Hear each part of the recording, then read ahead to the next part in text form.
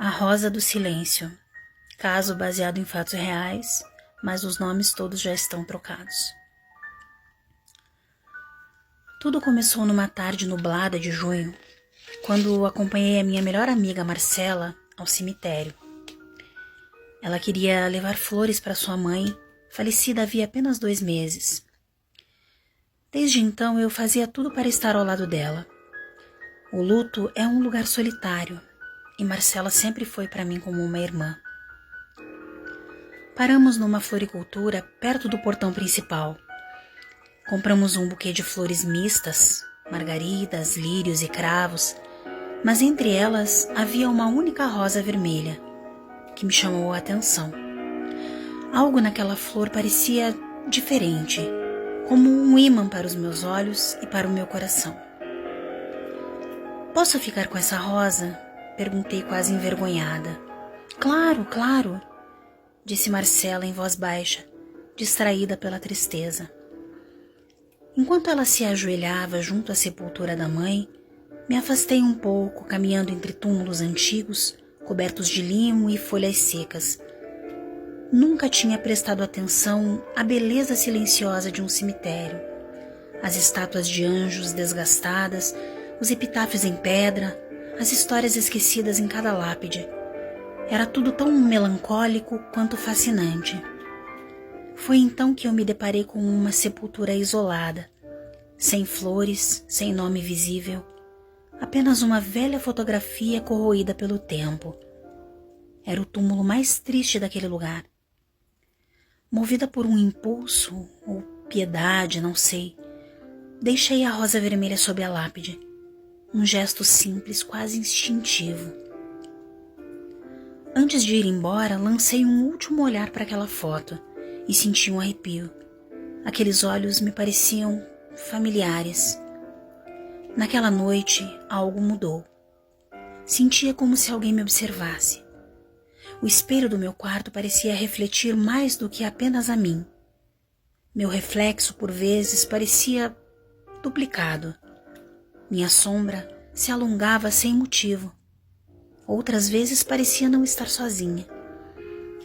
Certa vez, ao passar pela janela da sala, vi nitidamente outra sombra ao lado da minha, mas era masculina, não era minha. As pessoas começaram a comentar. "Vi você outro dia com um rapaz alto", provocou a minha tia. "Um namorado novo?", me disse a vizinha. Mas eu sabia, estava sempre sozinha. A minha mãe não gostava dessas histórias. Achava que eu estava inventando um namoro secreto. Contei tudo a ela, mas ela não acreditou. Disse que era estresse, imaginação fértil demais.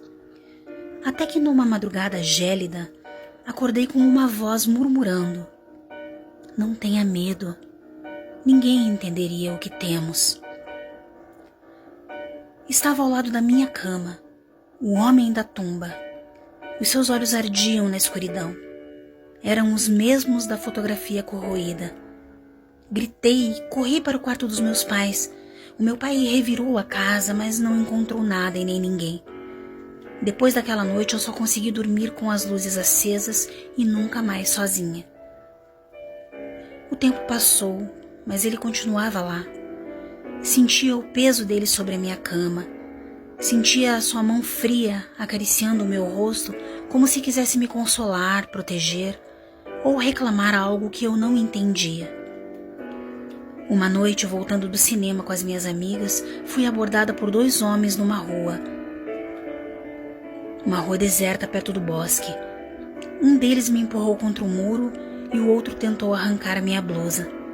Mas de repente um deles parou e empalideceu. "Corre! Ela não está sozinha!", gritou apavorado. Então eu apaguei. Acordei com a minha bolsa e o meu celular intactos. No dia seguinte, os noticiários mostravam que 2 corpos haviam sido encontrados boiando no rio. Eram os mesmos agressores. Não restava dúvida, ele me salvara. Mas o que ele queria em troca? Decidi voltar ao cemitério. Levei outra rosa vermelha. Ao chegar na sepultura, uma presença me congelou por dentro. Era minha mãe que me seguira. Ângela, por que você está nessa tumba? Contei tudo, desde o início. Minha mãe escutou em silêncio, o rosto pálido e os olhos marejados. Caminhou então até a lápide, tocou a foto corroída e desabou em lágrimas. Mãe, quem era ele? Quando eu era jovem, me apaixonei por um homem chamado Maurício Cavalcante. Um dia ele simplesmente desapareceu.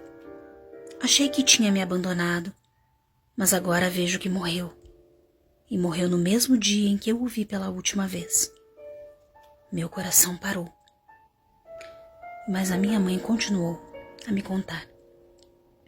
Eu estava grávida de você, mas ele nunca soube. Pouco depois, conheci o seu pai, que decidiu te criar como filha. Ninguém mais soube da verdade, Ângela, mas esse homem é o seu verdadeiro pai. Naquele instante eu entendi tudo. Aqueles olhos eram meus. Naquela noite eu não tive medo.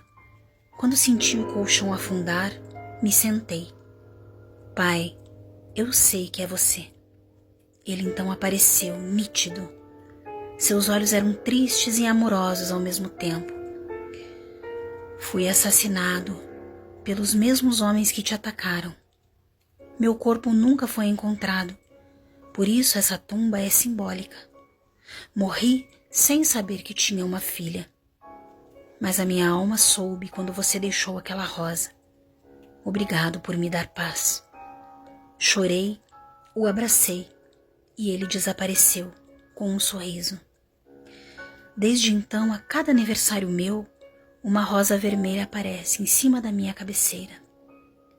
Hoje tenho 30 anos, tenho uma filha chamada Daniela, de 5 anos. Às vezes escuto conversando sozinha no quarto. Um dia eu entrei em silêncio e a vi sorrindo para o nada. Com quem você está falando, meu amor? Ela me olhou com os olhos idênticos aos meus e disse: com o meu anjo da guarda, mamãe. Ele disse que cuida de mim e que tem os seus olhos.